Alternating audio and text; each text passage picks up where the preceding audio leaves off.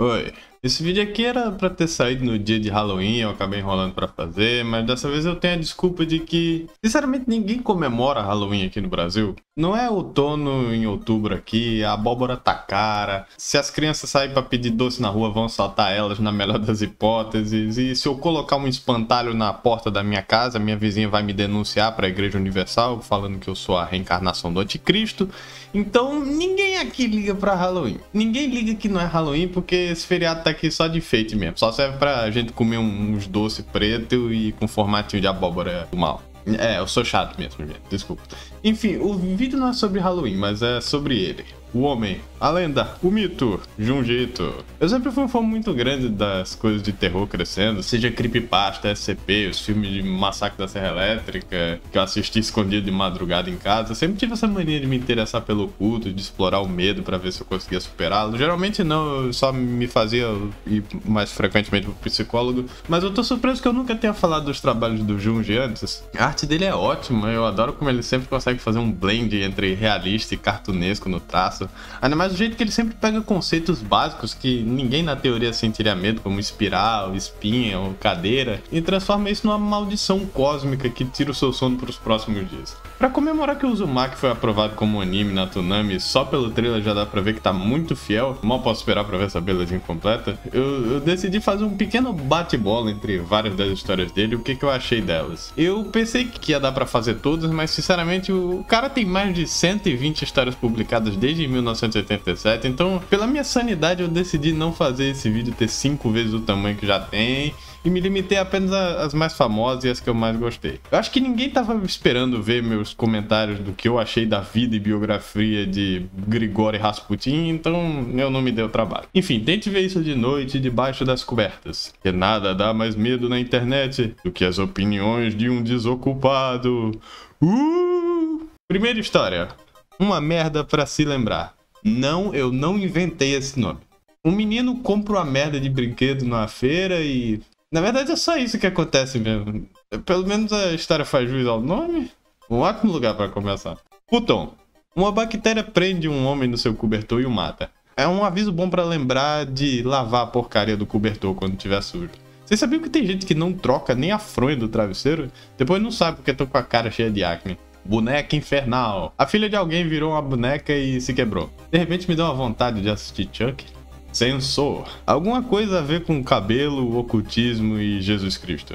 Esse é um dos mais recentes e também o que menos agrega na lista de obras do Junji, porque se você já viu qualquer outra obra dele, você já viu esse conceito sendo executado melhor. Uma crítica frequente do Ito é que ele não sabe fazer histórias longas com focos em personagens, porque geralmente eles ficam rasos e são conceitos que funcionam melhor sendo um one shot. E apesar de eu não concordar na maioria dos casos, esse aqui eu tenho que jogar a toalha. Entrou e saiu da minha cabeça no momento que eu terminei de ler por mero desinteresse. Cadeira humana. Esse aqui é mais engraçado do que assustador. Na maioria das vezes você não precisa ter medo de um monstro, sabe? Você não precisa ter medo de uma história de terror pra poder gostar dela. Mas quando ela te faz rir mais do que te dá medo, eu acho que ela teve o efeito oposto do que o autor queria. O conceito de cadeira humana não veio de um espírito do mal, algum demônio maléfico. É um cara que tem um fetiche em ser uma cadeira em que as pessoas sentem nele e ele nem faz mais nada depois que ele é descoberto. Ele só vai embora. Tipo, ele mata alguém, descobre que ele fez meio que uma casinha com os 2 corpos mortos dentro do sofá, mas aí o bagulho acaba quando ele aparece em outra cadeira. Então, beleza, né? Só isso? Quem sou eu pra julgar esse cara? Tomie. Eu sei. Tomie aqui embaixo, Takumi. Como assim? Tomie é um clássico. Tomie é... Calma, eu vou explicar porque eu não gosto tanto assim do Tomie. Tomie foi um dos primeiros mangás do Ito e por isso eu perdoo bastante. Foi onde ele estava começando a se apegar com o conceito e foi meio que a história que colocou ele no mapa. A arte continua ótima, independente do que eu acho da trama, mas o conto em si... Todo capítulo é o mesmo conceito de ei, ó, a Tomie encontrou um cara novo, ele vai se apaixonar por ela e de repente vai ter vontade de matar. Mas é azar o dele, porque a Tomie é um ser imortal, quer ser cortada para se regenerar de seus pedaços e se clonar até dominar o mundo, muahaha. O conceito conceito parece divertido, mas metade dos capítulos cai na mesmice da mesma história sendo contada várias vezes sem muita diferença acontecendo. É a mesma história contada umas 15 vezes até acabar. Eu até me interesso um pouco em como a maldição da Tomie nasceu, mas como isso é deixado de lado no primeiro capítulo para repetir a fórmula dela colecionando gado pelo mundo todo, é aí que eu perco o fio da meada, sabe? É uma história que podia acabar em qualquer capítulo, mas continua toda vez. Eu achei que ia terminar no final ruim, como muitos contos do Ito tendem a terminar num bad end, mas por algum motivo eles inventaram a forma de matar a Tomie pra sempre de um jeito bem ceboso, só pra manter o final bom que vai contra o teor da história. Sei lá, é muita decisão esquisita nessa história pra eu chamar de incrível. Tomie também tem um problema fora da história de se encaixar no arquétipo que eu gosto de chamar de Coringa para meninas. Sabe aquele cara que é um completo biruta no seu grupo de amigos que olha pra aqueles personagens psicopatas feito Coringa ou Light Yagami e dizem: nossa, esse personagem diz muito sobre a sociedade, ele é exatamente como o Emo, quando eles não têm nada em comum além de serem pirados da cabeça e que ele devia ser o último exemplo de ídolo que aquela pessoa devia romantizar. Então tem um arquétipo de personagens igualmente tóxico para as mulheres que as pessoas idolatram por algum motivo, e eu acho tão patético quanto os incel que acha que é o Sasuke. É legal você admirar um vilão por N motivos, mas outra coisa é dizer que você acha que ele é um exemplo a ser seguido na sua vida real. Tomie, em parte, era para ser uma história sobre como a mente masculina tende a desviar sua moral quando vê uma mulher bonita chamando sua atenção, e como é fácil manipular homens se você for uma mulher vingativa, com a forma que foi discriminada por ser mulher afeta o seu psicológico, mas tem um grupo muito esquisito de gente que só gosta da história porque kkk mataram-me é bom. Não, Rebeca, você não é a Tomie e não é legal tentar esfaquear o seu namorado porque ele não visualizou sua mensagem às 3 da manhã numa quinta-feira no WhatsApp. Por favor, volta pro seu psicólogo. Eu acho que se tinha alguma Rebeca na minha audiência, eu acabei de espantar ela. Era nome fictício, tá? Nome fictício. A Mansão da Madeira Assombrada. Uma mulher se apaixona por uma casa. Ela gosta tanto da casa que fica se esfregando pelada nela até virar parte da madeira. Boa sorte tentando tirar as farpas daquele lugar. Fio vermelho. Eu não sabia que era possível arrancar a cabeça com fio de tecido, mas esse cara por pouco não perdeu a dele. A classe dissolvente. Uma menina do diabo faz com que as pessoas derretam toda vez que seu irmão pede desculpas. Parte de mim se questiona se o cara é só idiota ou se ele é do mal também, porque... qual é? Ele mesmo sabe o que ele tá fazendo e ainda assim consegue matar todo mundo só por pedir desculpa 1000 vezes feito um disco travado. Mais uma das primeiras obras do Ito, então nada mal. Branca de Neve. Ela mesma, aquela Branca de Neve. Não é a primeira nem a última vez que o Junji Ito faz um mangá derivado de uma história antiga, mas essa aqui fica bem legal.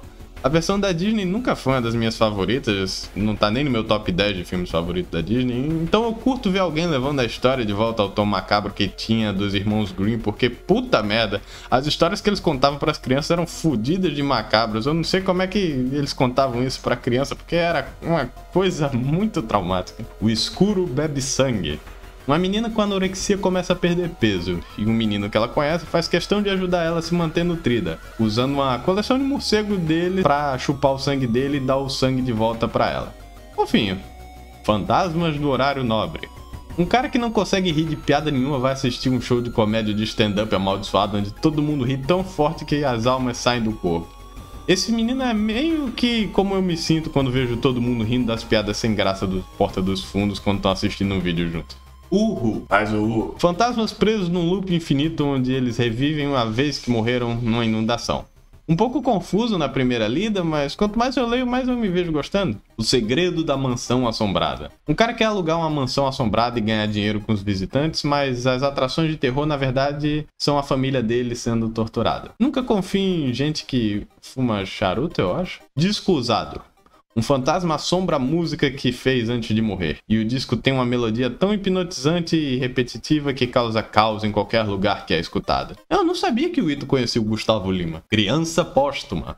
Um cadáver acaba de parir um filho após ser enterrado. Olha, da última vez que eu vi uma história sobre um bebê nascendo do útero de uma mãe morta, também não acabou muito legal. Mas pelo menos ele era bem mais bonito. Esse moleque aqui já era pra ter sido enterrado, só de tão feio que ele é, parece um cadáver. Glicerídeo. Eu não fico com medo fácil, mas eu fico com nojo bem fácil. Eu cheiro comida estragada dentro da geladeira, eu já faço aquele...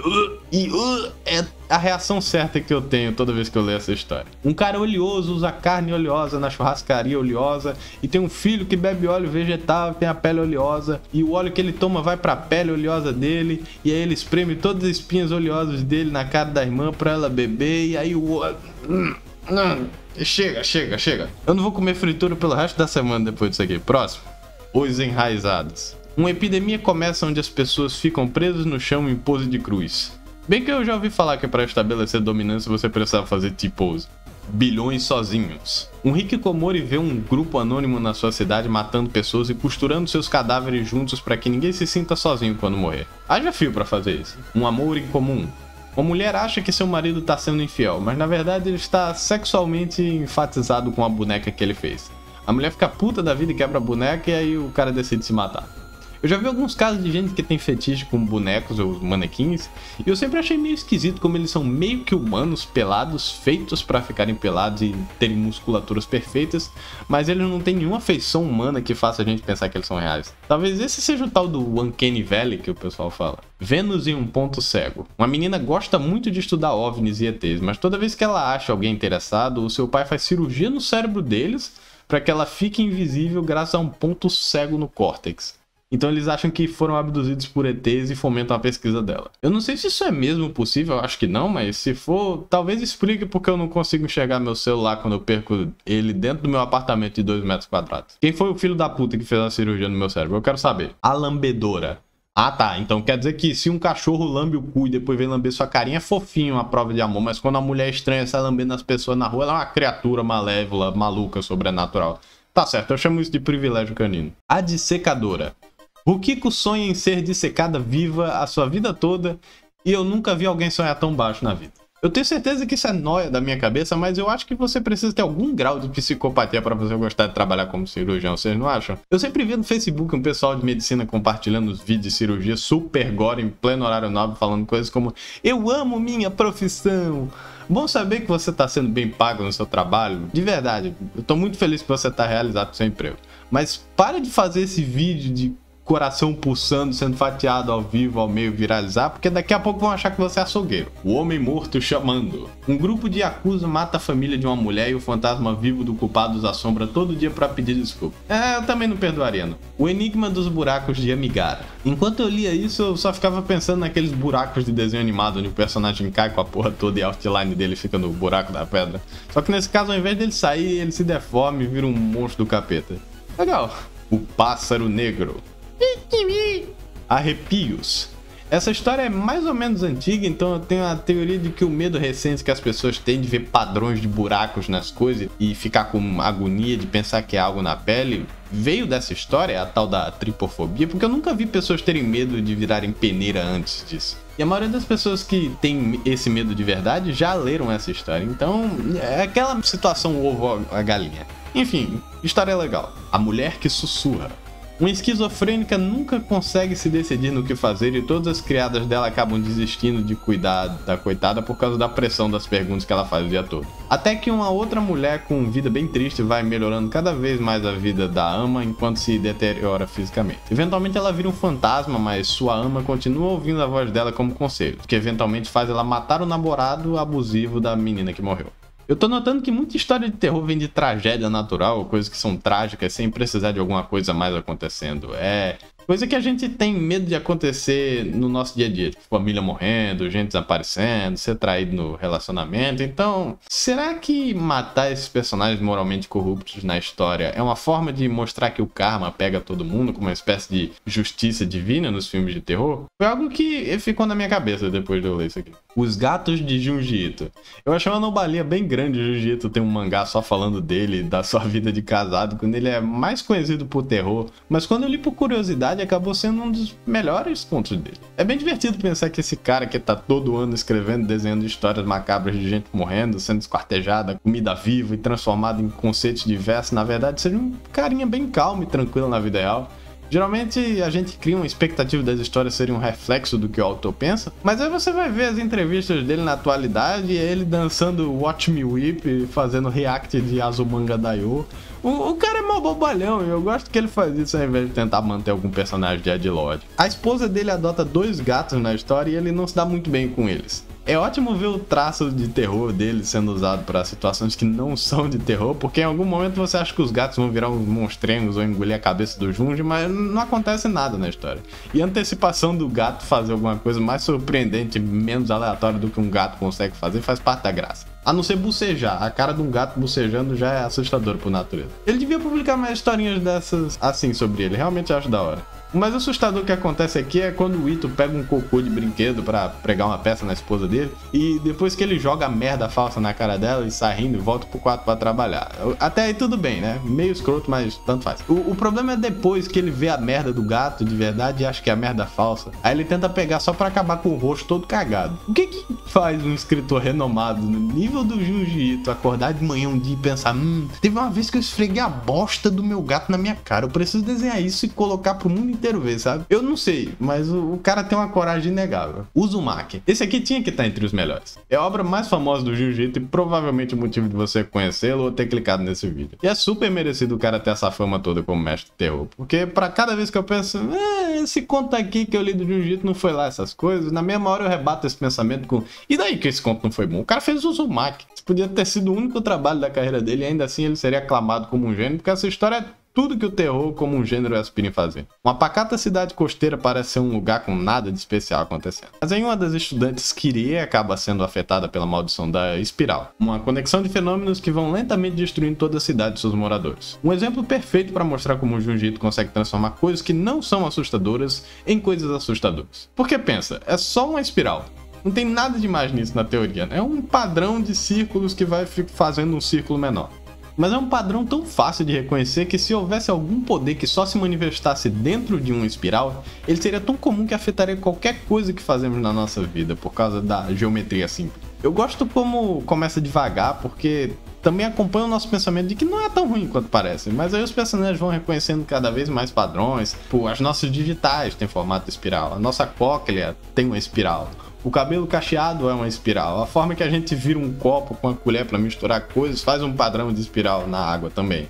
A cerâmica girando, outra espiral. Tudo tem espiral. No dia que eu terminei de ler isso, eu fechei os olhos e aquelas luzes que ficam dançando no seu olho quando você fecha, sabe qual é? Aquilo também tava com padrão de espiral quando eu fui dormir, eu fiquei agoniado. É um medo meio que contagiante, a gente tem medo exatamente do que não entende. E por não entender a forma que a espiral ataca, ela só vai ficando mais poderosa, assim como as pessoas ficam venerando a espiral sem entender, que também é um mecanismo de defesa do nosso cérebro quando vemos algo que não entendemos. Ou é Deus ou é o diabo, quem morrer primeiro descobre. É da hora como o perigo vai ficando gradualmente mais difícil de escapar. E você eventualmente fica se perguntando se é uma forma deles saírem da cidade antes de ser tarde demais. Eu acho que muito das histórias de terror depende do quão idiota os personagens são. Tipo, que barulho de serra elétrica foi esse lá no porão? Deixa eu ir lá sozinho pra ver o que é. Mas a Kirie tem uma personalidade bondosa que não abusa muito da sua inteligência. Ela quer salvar os pais, os amigos dela e etc, mas ela subestima o quão forte a espiral vai ficar. E apesar do Shuichi saber muito bem do que vai acontecer e ser a única voz da razão ali praticamente, ele não consegue convencer a Kirie de que sair sozinha é a melhor das opções e prefere morrer do lado da namorada porque é a única coisa que sobrou da vida antiga dele. É uma espécie de traje cômico a gadice dele, mas é uma decisão que respeita e que faz a trama se alongar de forma natural.